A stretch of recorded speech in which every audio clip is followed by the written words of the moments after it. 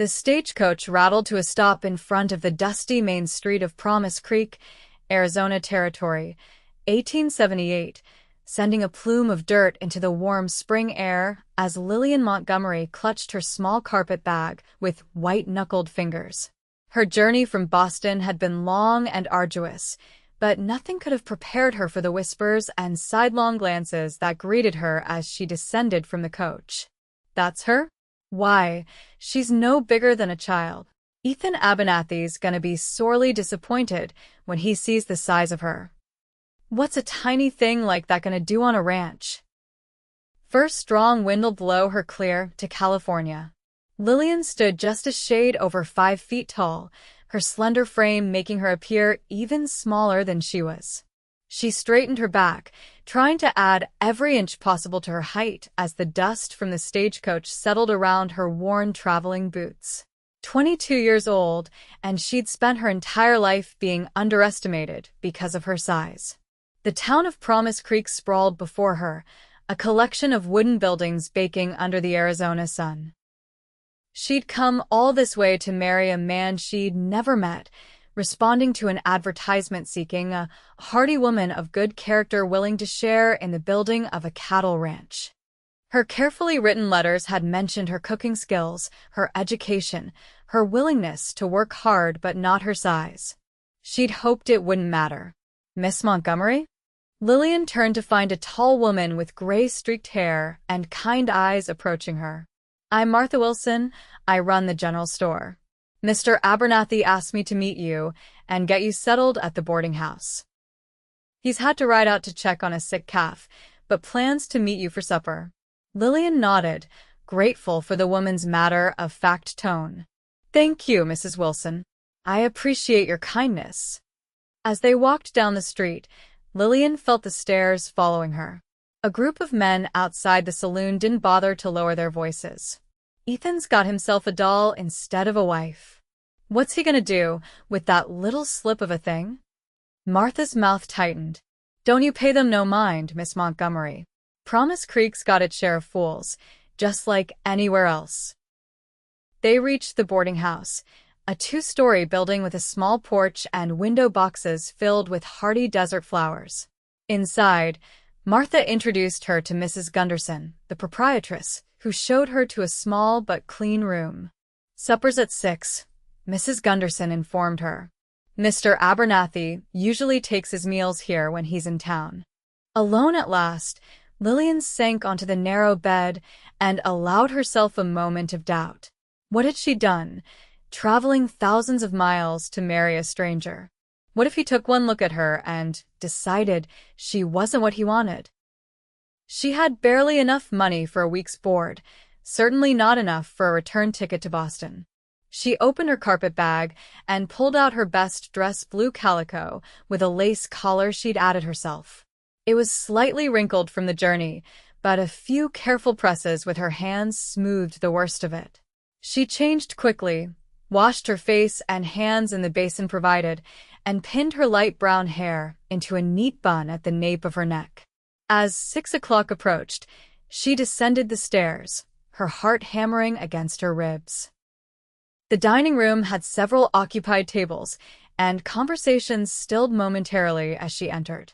Mrs. Gunderson appeared at her elbow. "Mr. Abernathy hasn't arrived yet, dear. You can wait in the parlor if you'd like." 20 minutes later, Lillian heard the front door open and heavy footsteps in the hall. She stood, smoothing her dress one final time, and turned to face the doorway. Ethan Abernathy filled the frame, his broad shoulders nearly touching either side. Tall and lean, with sun-browned skin and eyes the color of a summer sky, he removed his hat to reveal dark hair streaked with gold from long days under the sun. He was younger than she'd expected, perhaps 30, with laugh lines around his eyes and a serious set to his mouth. His gaze found her, and she saw the brief flicker of surprise. Her heart sank. "Miss Montgomery?" His voice was deep, with a gentle drawl that spoke of Texas origins. "Mr. Abernathy." She extended her hand, determined to be brave. "It's a pleasure to finally meet you." He crossed the room in 3 long strides, making her feel even smaller, and took her hand in his. His palm was rough with calluses, warm against her skin. "The pleasure is mine, madam. I apologize for my tardiness. Ranch business." "Of course. I understand." An awkward silence fell between them. Ethan cleared his throat. "Shall we have supper? You must be hungry after your journey." In the dining room, they were seated at a corner table. Lillian could feel the eyes of the other diners upon them, could hear the muffled whispers and occasional chuckles. Ethan seemed oblivious, asking her about her journey as Mrs. Gunderson served them roast beef, potatoes, and green beans. "It was long," Lillian admitted, "but the countryside was beautiful. So different from Boston." "I reckon it would be." He cut into his beef. "Have you ever lived outside the city before?" "No, but I'm eager to learn." She met his gaze steadily. "Mr. Abernathy, I should be direct. I understand if I'm not what you were expecting. I know I'm smaller than most women." Ethan paused, his fork halfway to his mouth. "Miss Montgomery, please call me Lillian." "Lillian, then. And I'm Ethan." He set his fork down. "I won't lie to you. I was surprised. Your letters didn't mention your size." She swallowed hard. "No, they didn't. But they did mention that you graduated from a teaching college, that you can keep accounts, that you make raspberry preserves that won a ribbon at your church fair, and that you aren't afraid of hard work." He picked up his fork again. "Those are the things that matter to me." Relief flooded through her, but before she could respond, a booming voice interrupted them. "Ethan, this your mail order bride." A portly man with a florid face and a half-empty whiskey glass approached their table, followed by 2 companions. "Didn't know you ordered the child-size model." The men behind him laughed, and Lillian felt her face flame with humiliation. Ethan's expression hardened. "Frank Dawson, you're drunk. Go back to your table." "Now, don't be like that," Frank slurred. "I'm just wondering what you're gonna do with such a tiny thing. I can't help with the ranch work. Too small to have babies without breaking in half. What's she good for?" Lillian's hands trembled in her lap. She'd faced mockery before, but never so crude, so public. Ethan stood slowly, his chair scraping against the wooden floor. The room fell silent. "Miss Montgomery traveled 2,000 miles to be here," he said, his voice quiet but carrying to every corner of the room. "She's shown more courage than you've displayed in your entire miserable life, Frank. Now apologize to the lady." Frank snorted. "Or what?" Ethan's hands remained relaxed at his sides, but something in his stance made Frank take a step back. "Or I'll help you remember your manners." For a tense moment, Lillian thought the men might come to blows. Then Frank muttered something that might have been an apology and retreated to his table. Ethan sat back down, his expression apologetic. "I'm sorry about that. Frank's had a chip on his shoulder since I outbid him on a parcel of land last year." "It's not your fault," Lillian said quietly. "I'm used to comments about my size." "You shouldn't have to be." He looked at her thoughtfully. "Would you like to leave? We could take a walk, maybe talk somewhere more private." Outside, the evening air had cooled, and stars were beginning to appear in the darkening sky. They walked in silence for a few minutes, past the general store and the blacksmith shop, toward the edge of town where the buildings gave way to open country. "My ranch is about 5 miles southwest of here," Ethan said, pointing toward distant hills. "It's not much yet: a cabin, a barn, a corral, and about 60 head of cattle. But the land is good, with a year-round creek running through it." "It sounds lovely," Lillian said.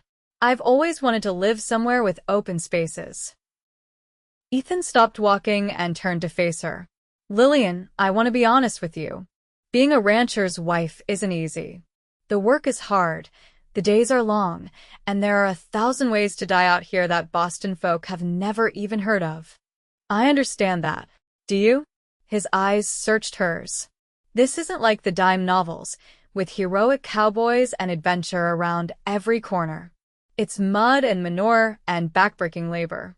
It's loneliness and worrying about drought and cattle prices. I'm stronger than I look, Mr. Abernathy. Ethan, he corrected automatically. Ethan. She took a deep breath. I know what people see when they look at me. I've been underestimated my entire life. But I didn't come all this way to be coddled or protected. I came to build a life, to work alongside my husband, to make something lasting. She met his gaze squarely. If you doubt my capability because of my size, then perhaps we should end this arrangement now. For a long moment he was silent. Then, unexpectedly, he smiled, a slow curve of his lips that transformed his face. My mother was barely taller than you are, he said. She helped my father build our family ranch in Texas from nothing, worked from sunup to sundown, bore 6 children, and was the strongest person I've ever known. He held out his hand. I'd like to court you properly, Lillian Montgomery. Get to know you, let you get to know me, before we make any permanent decisions. Relief and something warmer flooded through her as she placed her hand in his. I'd like that very much, Ethan Abernathy. I'll come by tomorrow morning. Show you the ranch if you'd like to see it. I would. As they walked back toward the boarding house, Frank Dawson and his friends emerged from the saloon. They fell silent when they spotted Ethan and Lillian. Evening, Abernathy, Frank called, his voice still slurred. Taking your little doll for a walk? Ethan's jaw tightened, but before he could respond, one of Frank's companions, a rail-thin man with a patchy beard, spoke up. Leave and be Frank. Not everyone wants a woman big as a heifer. What's a tiny thing like her good for? Frank persisted, ignoring his friend. Ethan looked down at Lillian, his expression softening. Then, to her surprise, he wrapped an arm around her shoulders, drawing her against his side. She fits my arms perfectly, he said simply. The quiet conviction in his voice silenced Frank more effectively than any threat could have. Lillian felt something shift inside her, a warmth that had nothing to do with the mild spring evening. At the boarding house steps, Ethan released her reluctantly. I'll come for you at 9 tomorrow, he said. Wear something practical for riding. I will. Good night, Ethan. Good night, Lillian. She watched him walk away, his tall figure silhouetted against the star-filled sky, and for the first time since arriving in Promise Creek, she felt hopeful. The next morning dawned clear and bright. Lillian had risen early, too nervous to sleep, and changed into her most practical outfit, a simple brown skirt and white blouse, with sturdy boots she'd purchased specifically for her new life in the West. She braided her hair and tied it with a ribbon, then paced her small room until she heard hoofbeats in the street below. Ethan waited outside with 2 horses, a tall bay gelding and a smaller, dappled mare. He wore faded denims, a blue work shirt, and the same wide-brimmed hat from the previous evening. Good morning, he called as she emerged from the boarding house. I hope you slept well. Well enough, thank you. She approached the horses cautiously. I should warn you, I've never ridden before. Ethan's eyebrows rose. Never. We didn't have much call for horsemanship in Boston, she said wryly. He chuckled. Fair enough. This is Daisy. He patted the mare's neck. She's gentle as they come, perfect for beginners. I'll help you up, and we'll take it slow. With Ethan's guidance, Lillian managed to mount the mare, though not without some awkwardness. The ground seemed very far away, and she gripped the saddle horn tightly. Relax, Ethan advised, swinging easily onto his own horse. Daisy can sense if you're nervous. Just sit up straight and move with her, not against her. The first mile was terrifying, but gradually Lillian began to find her rhythm. By the time Ethan pointed out the boundaries of his property, she was almost enjoying herself. There it is, he said, gesturing toward a small cabin nestled among cottonwood trees. The Rocking A.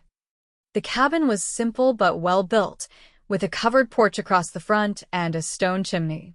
A barn stood nearby, along with a corral containing several horses. In the distance, cattle grazed on green spring grass. "It's beautiful," Lillian said, and meant it. The landscape stretched out around them, vast and open, with mountains blue in the distance. Ethan helped her dismount, his hands strong and sure at her waist. "It's not much yet," he said, "but I've got plans. That rise over there would be perfect for a bigger house once the ranch is established. And there's good water year-round, which is worth more than gold out here." He showed her around the barn with its sweet-smelling hay, the vegetable garden he'd started behind the cabin, the chicken coop where half a dozen hens scratched in the dirt. Inside, the cabin was spare but clean, with a main room containing a stone fireplace, a rough-hewn table with 4 chairs, and a rocking chair next to a bookshelf filled with well-worn volumes. A curtain separated the main room from what she assumed was the bedroom. "I'd build another room," Ethan said, as if reading her thoughts. Before we married. For propriety's sake." Lillian nodded, trying not to blush. "It's a good home." "It could be," he agreed, watching her carefully, "with the right partner." They had lunch on the porch, bread, cheese, and apples Ethan had packed in his saddlebags, and talked. Really talked, in a way they hadn't been able to in the crowded dining room of the boarding house. Ethan told her about growing up on his family's ranch in Texas, about coming to Arizona Territory 5 years earlier with dreams of building something of his own. About the hard first years, the cattle loss to drought and rustlers, the slow progress toward stability. Lillian shared stories of her childhood in Boston, of losing her parents to influenza when she was 16, of supporting herself as a seamstress while attending teaching college. "Why did you answer my advertisement?" Ethan asked as they watched a hawk circle lazily overhead. "Teaching positions are respected. You could have stayed in Boston, had a comfortable life." Lillian considered her answer carefully. "After my parents died, there was nothing keeping me there. I taught for a year at a charity school, but—" She hesitated. "The headmaster made it clear that my advancement depended on considerations beyond my teaching ability." Ethan's expression darkened. "I see. I left before anything happened," she assured him. "But it made me realize I wanted more than what Boston could offer me. A real loma. A family of my own." She looked out at the land spreading before them. "A place where I could build something lasting." "And you thought you'd find that with a stranger in Arizona Territory?" "I thought I'd find that with a man who described himself as hardworking and honest, with land that needs a woman's touch and a heart that needs the same." She smiled slightly. "Your advertisement was different from the others. Less demanding, more hopeful." Ethan's cheeks colored. "My friend Joshua wrote most of it. Said my version was too practical. Wouldn't appeal to a lady's sensibilities." "Well, your friend was right. Though I appreciated the practical details too." As the afternoon wore on, they grew more comfortable with each other. Ethan showed her how to saddle Daisy, laughing when the mare nudged Lillian so hard she stumbled. "She likes you," he said. "Horses are good judges of character." "Even small characters like me?" Lillian teased, surprising herself with her boldness. Ethan's smile faded, replaced by something more serious. "Especially you." The ride back to town was easier, though Lillian knew she'd be sore tomorrow. As they approached Promise Creek, Ethan grew quieter. "I've got business with the bank tomorrow morning," he said finally. "But I'd like to see you again tomorrow evening if you're willing." "I'd like that." He helped her dismount in front of the boarding house, his hands lingering at her waist a moment longer than necessary. "Thank you for coming to see the ranch. Thank you for showing it to me." She hesitated, then added, "I think I could be happy there." Something flickered in his eyes, hope, perhaps. "I think so too." The next evening, Ethan took her to dinner at the only real restaurant in Promise Creek, a small establishment attached to the hotel that served surprisingly good food. They were the subject of curious glances, but no one approached their table or made comments within earshot. Word travels fast in a small town, Ethan explained. I imagine everyone knows I threw Billy Jenkins out of the saloon this afternoon. Lillian nearly choked on her water. You what? Ethan shrugged, cutting into a steak. He made a crude comment about you. I objected. You can't fight everyone who says something about my size, Ethan. I don't intend to. He looked up, his blue eyes serious. Just the ones who say it where I can hear them. Over the next 2 weeks, they established a routine. Ethan would ride into town every other day, sometimes taking Lillian back to the ranch, sometimes simply walking with her around Promise Creek or sharing a meal. On the days he couldn't come, she explored the small town, making acquaintances and learning her way around. Martha Wilson at the general store became a particular friend, offering Lillian a chair by the stove and cups of strong coffee while she shared the local history and gossip. Ethan Abernathy's a good man, Martha told her one afternoon. His land's some of the best in the county, and he works it harder than any 2 men I know. He seems to be, Lillian agreed, warming her hands around the coffee cup. He's had offers, you know, for marriage. Martha raised an eyebrow. Widow Johnson's been trying to catch his eye for 2 years, and she's got a fine piece of land adjoining his. And the Millers have been parading their daughters in front of him since they were old enough to pour coffee. I see. Lillian's stomach tightened at the thought of the competition she hadn't known existed. But he never showed interest. Not until he started writing to you. Martha patted her hand. Whatever he saw in those letters of yours, it spoke to something in him. Encouraged, Lillian began to hope that perhaps this arrangement could become something more than practical. Ethan was unfailingly kind, respectful of her opinions, and seemed genuinely interested in her thoughts. She found herself looking forward to their time together, her heart beating faster when she spotted him riding into town. It wasn't until their 3rd week of courtship that the incident occurred, which would change everything. Ethan had taken her fishing at the creek that ran through his property. The day was warm, the water cool and clear, and they'd spent a pleasant morning catching enough trout for their lunch. Ethan built a small fire and showed Lillian how to clean the fish, his hands guiding hers through the process. My mother would be scandalized, Lillian laughed as she scraped scales from a particularly fat trout. Ladies in Boston don't gut fish. Their loss, Ethan replied, his shoulder pressed against hers as he demonstrated the proper technique. Nothing tastes better than fish you've caught yourself. They ate their meal sitting on rocks by the creek, the fish crisp and flavorful with the wild herbs Ethan had gathered. Afterward, they stretched out on the grassy bank, watching clouds drift across the sky. I've been thinking, Ethan said, propping himself up on one elbow to look at her. About our arrangement. Lillian's heart skipped. Oh, we've known each other for nearly a month now. I know it's not long, but... He hesitated. I think we suit each other well. If you agree, I'd like to speak to the minister about setting a date. Joy bubbled up inside her. I agree. His smile was like sunrise. You do. I do. She sat up, suddenly shy. I've enjoyed our time together, Ethan. I think we could build a good life. He reached out, brushing a strand of hair from her face with gentle fingers. I think so too. The moment stretched between them, filled with possibility.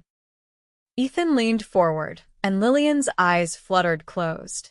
The sharp crack of a rifle shattered the silence.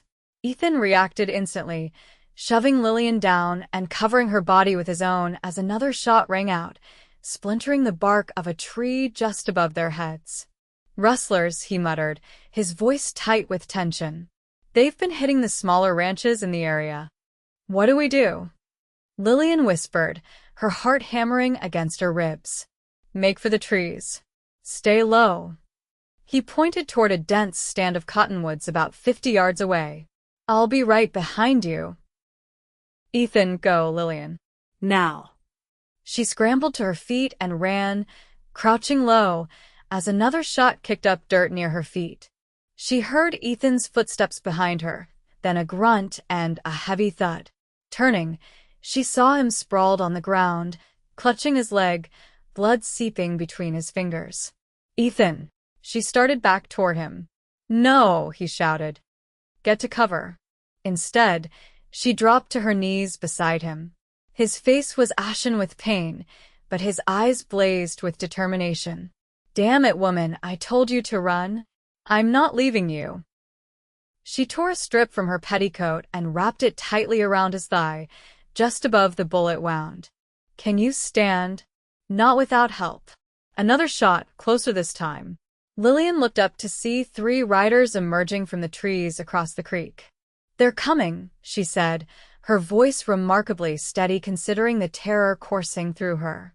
"Put your arm around my shoulders." Ethan stared at her. "Lillian, you can't. I'm stronger than I look," she reminded him, ducking under his arm and bracing herself. "Now stand up." Somehow, through sheer determination and the strength born of fear, she managed to help him to his feet. He was heavy, his full weight nearly driving her to her knees, but she locked her legs and took a step forward. "The cabin," Ethan gasped through gritted teeth. "My rifle's there." It was the longest journey of Lillian's life. Every step was agony, with Ethan leaning heavily against her, his blood soaking through the makeshift bandage and dripping onto the ground. The rustlers continued to fire, but their shots went wide. They were shooting from horseback, moving targets aiming at moving targets. They reached the cabin just as the riders splashed across the creek. Ethan collapsed onto the porch and Lillian dragged him inside, slamming the door behind them. "Rifle," Ethan panted, pointing to a rack on the wall. "And there's a shotgun under the bed." Lillian grabbed the rifle and loaded it with the cartridges Ethan directed her to, her hands shaking but determined. She'd never fired a gun in her life, but she'd watched her father clean his hunting rifle often enough to understand the basic mechanics. "Get down," Ethan ordered as hoofbeats approached the cabin. He had dragged himself to a window, his own revolver drawn. The cabin walls splintered as a bullet punched through the wood. Lillian ducked instinctively, then crawled to the opposite window. "We know you're in there, Abernathy," a voice called. "We just want your cattle. Let us take, and we'll let you live." "That's James Tucker," Ethan whispered, his face pale with pain and anger. "Used to work for the bar T before he got fired for stealing." "What do we do?" Lillian asked, clutching the rifle. "Wait them out. They won't want to stick around too long." He grimaced as he shifted position. "Can you see how many there are?" Lillian peered carefully through the window. 3 riders like we saw before. They're spreading out around the cabin. A shot shattered the glass next to her head, and she dropped to the floor with a cry. "Lillian!" Ethan tried to move toward her, but his injured leg gave way beneath him. "I'm all right," she assured him, though her heart was racing so fast she thought it might burst from her chest. Just startled. "Come out now, Abernathy," Tucker shouted, "or we'll burn you out." Ethan's face hardened. "They're bluffing. It rained 3 days ago. Everything's too damp to catch quickly." But even as he spoke, Lillian smelled smoke. Crawling to the window again, she saw one of the rustlers lighting a bundle of dry grass and brush. "They're going to try anyway," she reported, her mind racing. The cabin was solidly built, but it would burn eventually if they kept at it. "Give me the rifle," Ethan said. "I'm a better shot." She handed it over and watched as he positioned himself near the window, his movements careful and precise despite his injury. "When I start shooting, they'll focus on this side of the cabin," he told her. "I want you to take the shotgun and slip out the back door. There's a path through the trees that leads to the Wilsons' ranch. It's about 2 miles. Get help." "I'm not leaving you," Lillian said firmly. "Damn it, Lillian, this isn't the time for—" "You can barely stand, let alone fight off 3 armed men," she interrupted. "If I leave, they'll kill you and take the cattle anyway." Ethan stared at her, frustration warring with admiration in his eyes. "You're the most stubborn woman I've ever met." Thank you. She managed a shaky smile. Now, what's our plan?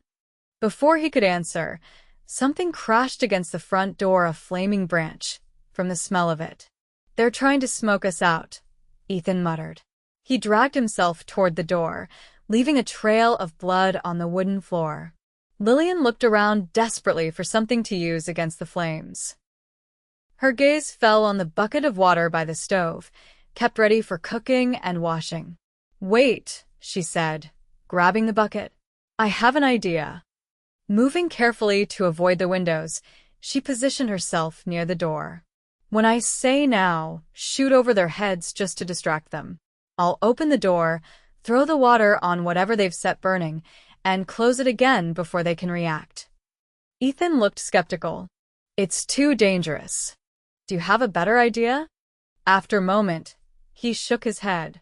Be quick about it. Lillian counted to 3, then nodded. Now. Ethan fired 3 rapid shots through the window. As the rustlers returned fire, Lillian yanked open the door, threw the water at the smoldering branch propped against it, and slammed it shut again. A bullet splintered the doorframe inches from her head. It worked, she exclaimed, relief making her lightheaded. For now, Ethan agreed grimly. But they'll try again. They spent the next hour in a tense standoff, with occasional shots fired from both sides. Ethan was growing weaker from blood loss, his face gray and his hands shaking, though he refused to acknowledge it. Lillian tore more strips from her petticoat and replaced the blood-soaked bandage on his leg.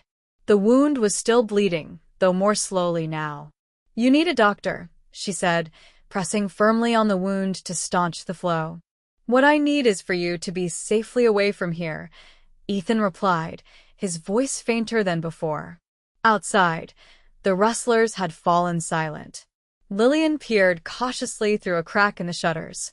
I don't see them, she reported. Maybe they've given up? Or they're planning something worse. Ethan tried to sit up straighter and winced. We need to, the sound of galloping hooves interrupted him. For a moment, Lillian feared the rustlers had brought reinforcements. Then she heard a familiar voice shouting orders.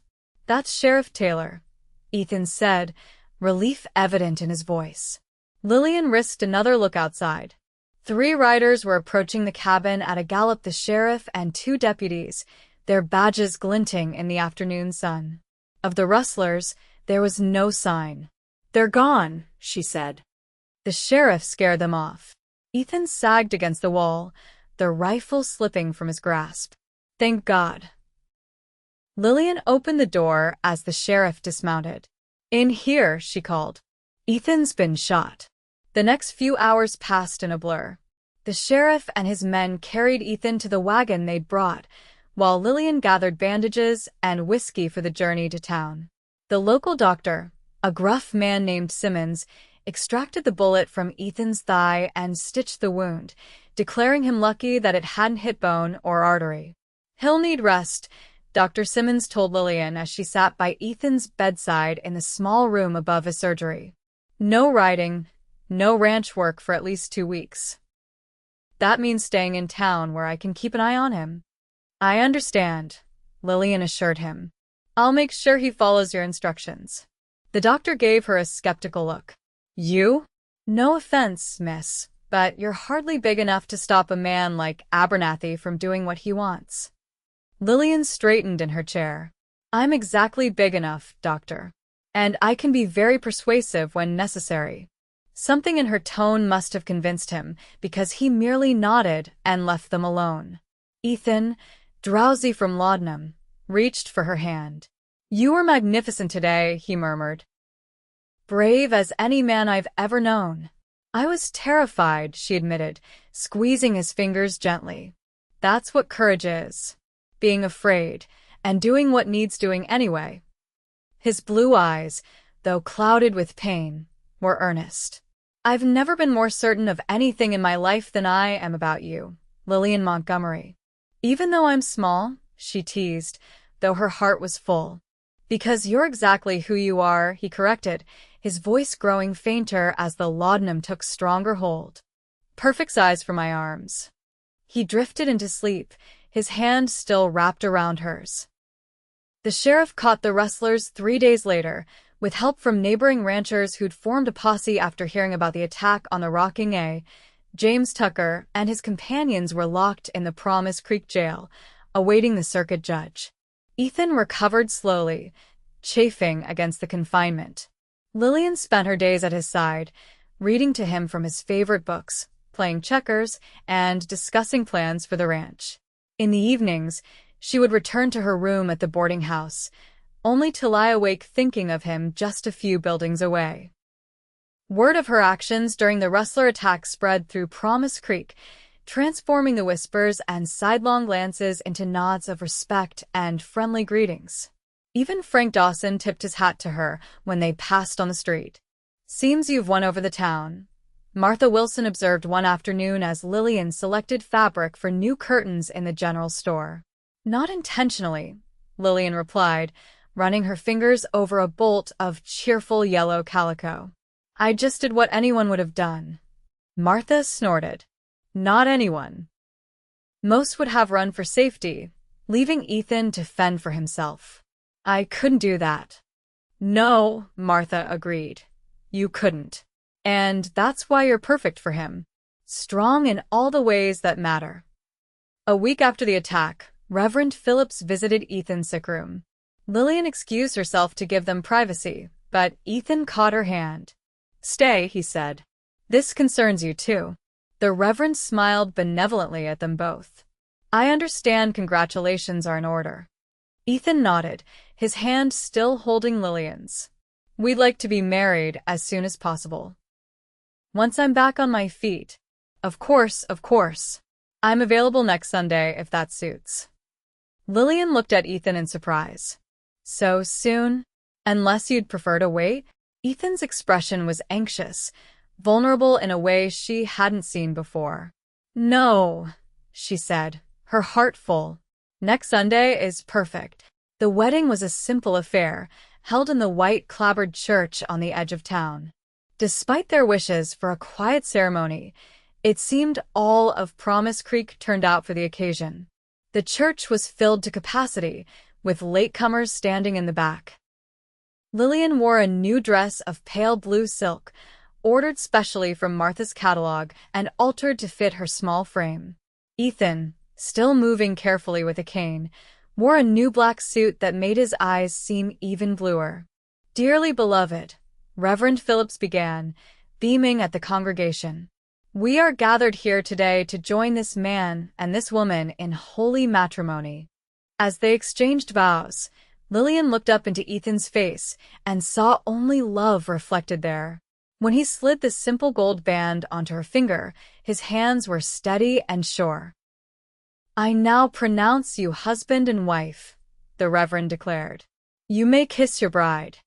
Ethan bent down as Lillian rose on tiptoe, their lips meeting in a kiss that sealed their promises to each other. The church erupted in cheers and applause.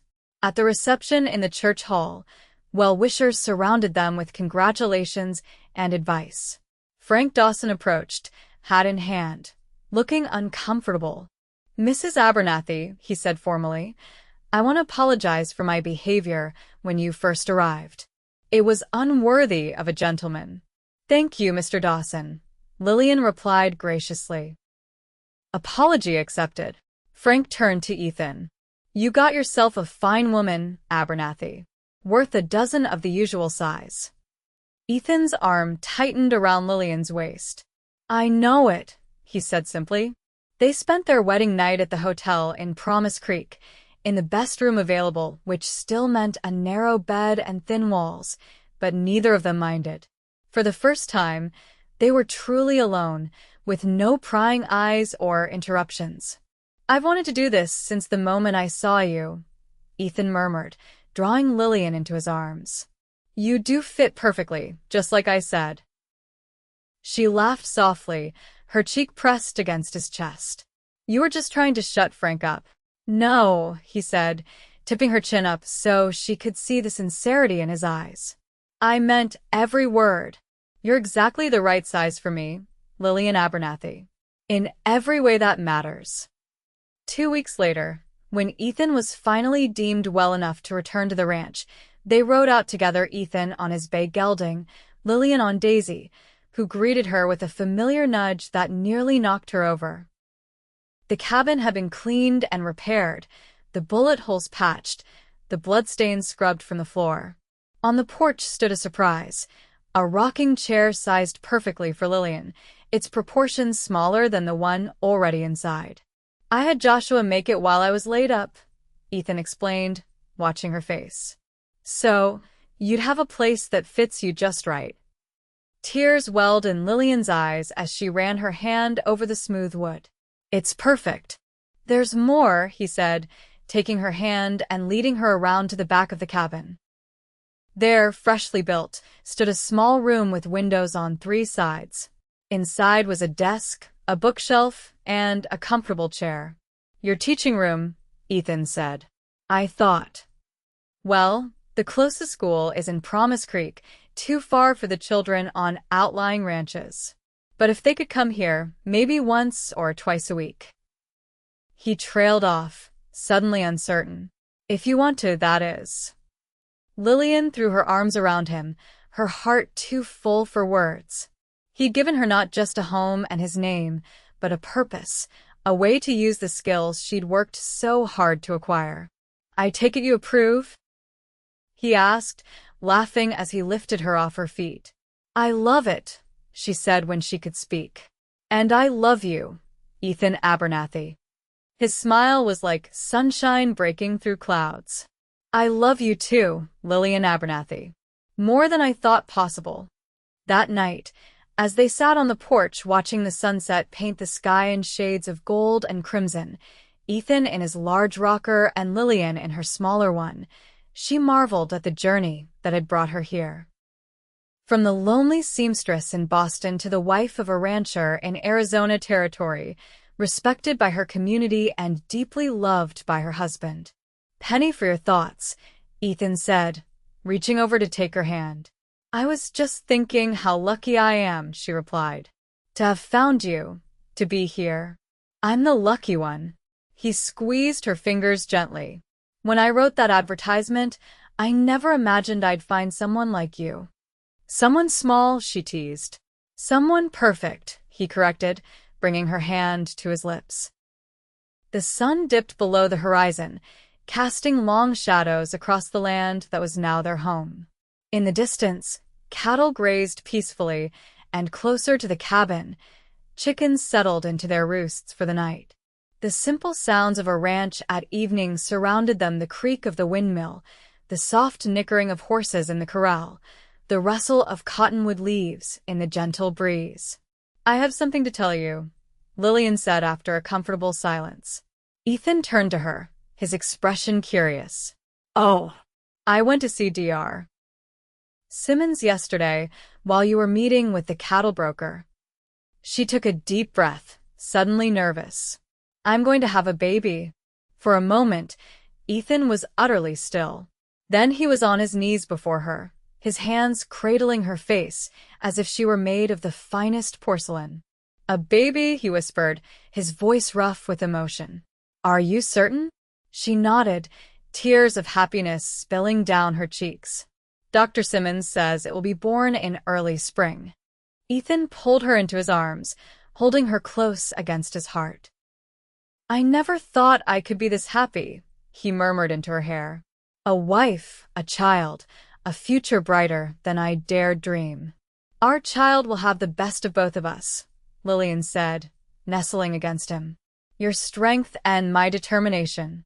And hopefully your brains," Ethan added with a laugh. "Lord knows one stubborn Abernathy is enough in this family." "Two stubborn Abernathys," she corrected, placing his hand on her still flat abdomen. "Soon to be 3. The months that followed were busy ones. Ethan threw himself into preparing the ranch for winter and for the coming child, adding a proper bedroom to the cabin and reinforcing the walls and roof against the cold. Lillian started her school, with 6 students from neighboring ranches attending twice weekly, their parents grateful to have education available closer than town. Frank Dawson, surprisingly, became one of their strongest supporters, recommending Lillian's teaching to anyone who would listen and contributing books to her small classroom. When asked about his change of heart, he simply shrugged and said, "Never met a woman with more spine, regardless of her size." As Lillian's pregnancy progressed, her small frame did indeed make her appear ready to deliver long before her time. The women of Promise Creek offered advice and hand-me-downs, while Ethan hovered anxiously, convinced she was doing too much. "I'm pregnant, not made of glass," Lillian reminded him one evening as he insisted on carrying a basket of laundry she could easily manage. "Humor me," he replied, kissing her forehead. "I like taking care of you." In early March, as the first wildflowers began to appear on the prairie, Lillian went into labor. Martha Wilson and the midwife, Mrs. Reynolds, attended her while Ethan paced outside, driven from the bedroom by the women's firm insistence. After 12 hours of labor, Lillian delivered a healthy baby girl with a powerful set of lungs and a tuft of dark hair like her father's. "She's perfect," Ethan whispered when he was finally allowed to see his wife and daughter. "Just like her mother." "She's tiny," Lillian observed, cradling the swaddled infant. "But I suspect she'll be tall like you." "We'll name her after your mother," Ethan decided, gently touching the baby's cheek. "Elizabeth Abernathy." "Elizabeth Martha," Lillian corrected. "After my mother and the woman who helped make this place home." As spring turned to summer, the rocking flourished. The cattle herd grew, the crops in Lillian's garden thrived, and little Elizabeth became the center of their world. True to Lillian's prediction, the baby grew quickly, already showing signs of her father's height. On warm evenings, they would sit on the porch as they had that first night, Ethan in his rocker, Lillian in hers, and Elizabeth sleeping in the cradle Ethan had carved during the winter months. "I've been thinking," Ethan said one such evening as the first stars appeared in the darkening sky. "The ranch is doing well enough that we could add on to the house again. Maybe a room for Elizabeth when she's older, and—" He hesitated. "Maybe another for any brothers or sisters who might come along." Lillian smiled, reaching for his hand. "I'd like that very much." "I want to build something that will last," he said, his voice soft with emotion. "Something our children and their children can be proud of." "We already have," Lillian assured him, looking out at the land that had become her home. "This ranch, this life we've made together, it's everything I dreamed of when I answered your advertisement." Ethan rose from his chair and knelt beside hers, just as he had the night she told him about Elizabeth. "Do you ever regret it? Coming all this way to marry a stranger?" "Never," she said without hesitation. "Not for a single moment." He gathered her in his arms, holding her close against his heart. "You fit perfectly," he murmured, echoing the words that had first given her hope. "Always have, always will." And as the stars came out one by one above the ranch they'd built together, Lillian Abernathy knew she had found exactly where she belonged. 5 years later, the main street of Promise Creek looked festive in the summer sunshine, with bunting and flags decorating the storefronts in celebration of Independence Day. Lillian Abernathy made her way down the boardwalk, greeting friends and neighbors as she went, her 5-year-old daughter Elizabeth skipping alongside her, while 3-year-old James rode on her hip. "Mama, can we have candy?" Elizabeth asked, her blue eyes, so like her father's, wide with hope as they passed the general store. "After the parade," Lillian promised. "If you're good while we watch Papa ride with the other ranchers." Promise Creek had grown in the 5 years since Lillian had first arrived on the stagecoach. The railroad had come through 2 years ago, bringing new settlers and businesses. The one-room schoolhouse where Lillian now taught 3 days a week had doubled in size, and there was talk of adding another teacher next year. Mrs. Abernathy, Martha Wilson called from the doorway of her store, now expanded to include a millinery section run by her niece. "I've saved those books you ordered. And there's a package from Boston as well." "Thank you, Martha. I'll stop by later to collect them." Lillian shifted James to her other hip. At 3, he was already tall for his age, taking after Ethan in build just as Elizabeth did. They continued to the town square, where chairs had been set up for the parade. Lillian found seats near the front, settling James on her lap while Elizabeth perched beside her, smoothing her best dress importantly. "When will Papa come?" James asked, his voice carrying in the way of small children. "Soon, sweetheart," Lillian assured him. "Look, there's Sheriff Taylor getting ready to lead the parade." The 4th of July parade was Promise Creek's biggest annual event. Every business and organization in town participated, from the Ladies' Aid Society to the newly formed Volunteer Fire Brigade. The ranchers always rode together near the end, their horses groomed to a shine, their best saddles and tack on display. The band struck up a lively tune, and the parade began. Elizabeth clapped her hands in delight as the floats and marchers passed by. James bounced excitedly on Lillian's lap, pointing at everything that caught his attention. When the ranchers appeared, Ethan at their head as president of the Cattlemen's Association, Lillian felt the same flutter in her heart that she'd experienced the first time she saw him. 5 years of marriage had only deepened her love for him, through good times and hard ones, through the birth of their children and the building of their ranch into one of the most successful in the territory. Ethan spotted them and raised his hat in salute, his smile bright in his sun-browned face. Elizabeth waved frantically, while James called, "Papa, Papa," at the top of his lungs. After the parade, they met Ethan at the barbecue being held in the town square. He swept James up onto his shoulders and caught Elizabeth as she launched herself at him. "Did you see me, Papa?" she asked, her arms wrapped around his neck. "Did you see me watching you?" "I surely did, Princess," he assured her, kissing her cheek. "You are the prettiest girl in the whole square." He set the children down with instructions to stay close, then turned to Lillian. "And how's my beautiful wife today?" "Happy to see her handsome husband," she replied, rising on tiptoe as he bent to kiss her. Someone nearby cleared their throat. "Now, Abernathy, this is a family event. Save that for later." Ethan straightened, laughing, to find Frank Dawson watching them with mock disapproval.